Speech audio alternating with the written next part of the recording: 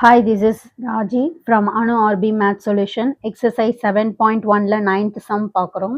Integral 2x square plus e power x dx அப்படின்னு கொடுத்துருக்காங்க. So first நம்ம இதை இன்டெக்ரலை ஸ்ப்ளிட் பண்ணிக்கணும். ஸோ அதுக்காக என்ன பண்ணியிருக்கேன்னா ஃபர்ஸ்ட்டு ஸ்ப்ளிட் திஸ் இன்டெக்ரல் அப்படின்னு எழுதியிருக்கேன். எழுதிட்டு இதில் 2 கான்ஸ்டன்ட் இல்லையா? ஸோ நான் 2 வெளியில் போட்டுக்கிறேன். Integral X square dx plus integral e power x dx. Okay, so இது எப்படி இருக்குன்னா எக்ஸ் பவர் என் ஃபார்முலா மாதிரி தெரியுது. இது e power x formula. So இந்த ரெண்டுத்துக்கும் நம்ம என்ன ஃபார்முலா அப்ளை பண்ணோம்னா பை யூசிங் ஃபார்முலா.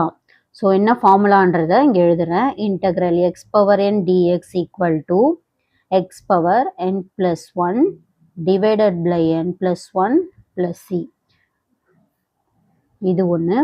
நெக்ஸ்ட் ரெண்டாவது பாட்டுக்கு integral e power x dx equal to e power x plus C. இந்த ஃபார்முலா நம்ம என்ன பண்ண போகிறோம், ஃபர்ஸ்ட் ஒனுக்கு இதை அப்ளை பண்ண போகிறோம், செகண்ட் ஒனுக்கு இதை அப்ளை பண்ண போகிறோம். ஃபார்முலாவில் இந்த ரெண்டுத்தையுமே அப்ளை பண்ணி எழுதியிருக்கேன். 2 into x power 2 plus 1 divided by 2 plus 1 plus e power எக்ஸை இன்டெகிரேட் பண்ணால் e power x plus C அப்படின்னு எழுதியாச்சு. இதுக்கு அடுத்த ஸ்டெப் என்ன பண்ணணும்னா இதை ஆட் பண்ணி நம்ம எழுத போகிறோம். ஓகேவா? ஸோ ஈக்குவல் டு 2 ப்ராக்கெட்டில் x power 3 divided by 3 plus C power x plus C. இவ்வளோதான் ஆன்சர் முடிஞ்சிடுச்சு. ஸோ ஃபைனலாக எடுத்து எழுதி காமிக்க போகிறோம். therefore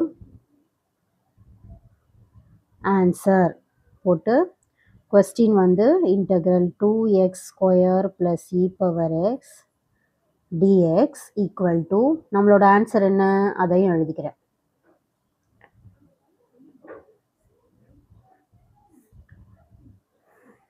This is the final answer.